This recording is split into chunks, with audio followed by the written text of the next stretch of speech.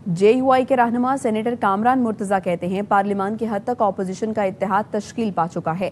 نئے اتحاد کے لیے PTI کے ساتھ معاہدہ تحریری صورت میں ہونا چاہیے. بلوچستان کے لوگوں کو حق حاکمیت اور حق ملکیت تسلیم کیا جائے. بانی PTI کسی مخصوص اسپتال کے ڈاکٹر سے علاج کرانا چاہتے ہیں تو اس میں کیا حرج ہے؟ حکومت کے خلاف توہین عدالت ثابت نہیں ہو سکے گی. وہ ڈپٹی بیورو چیف اسلام آباد اظہر فاروق سے گفتگو کر رہے تھے. صاحب یہ بتائیں کہ اس وقت تو سامنے آ رہی ہیں کچھ باتیں کہ کوئی نیا سیاسی اتحاد اپوزیشن کا تشکیل پا رہا ہے. کہاں تک حقیقت ہے اور واقعی کوئی اتحاد جو ہے وہ آگے بڑھ رہا ہے اس حوالے سے؟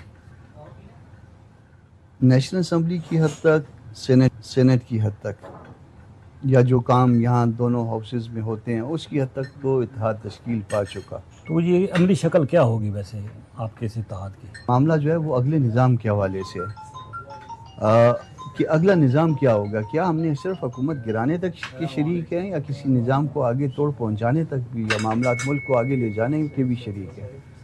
یہ بھی معلوم ہونا چاہیے. تو یہ PTI سے آپ نے ڈیمانڈ کی ہے کہ وہ تحریری طور پر آپ کو یہ یقین دہانی کرا دے ان ایشوز کے حوالے سے؟ جو بھی وہ تحریری صورت میں ہو وہ ہم سے بھی ڈیمانڈ رکھ سکتے ہیں. سر آپ کا تعلق بلوچستان سے ہے، بلوچستان بڑا افیکٹ ہے دہشت گردی کے حوالے سے.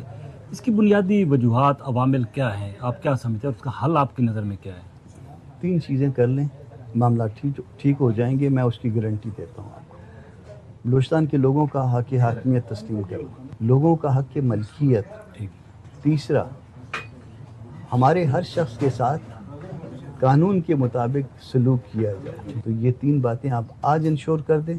چوتھا، ہم آپ کو انشور کریں گے کہ جی صوبے کے حالات جو ہے ہر روز ٹھیک ہونے کی طرف آ جائیں گے. 3 چیزیں ہمیں دے دیں صوبے. وہاں پہ جو انفراسٹرکچر ہے اس کو جو نقصان پہنچانا ہے ہم اس کی مذمت کرتے ہیں.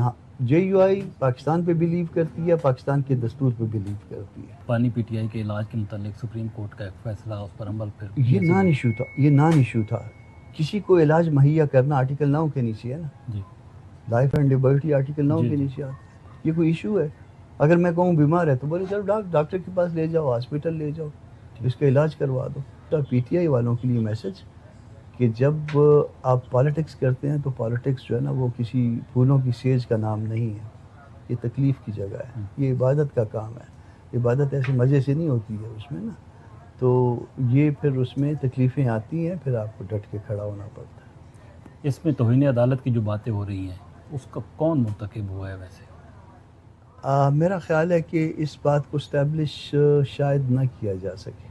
جو انہوں نے ایکسرسائز کر لی حکومتی حلقوں نے کہ وہ پہلے جو ہے نا ادھر جو ہے نا سارا بندوبست بھی کر دیا، سارا کچھ جو ہے نا وہ ایک طرف وہ ہائپ کریٹ کر رہے تھے، ایک طرف وہ جو ہے نا ڈرامہ کریٹ کر رہے تھے.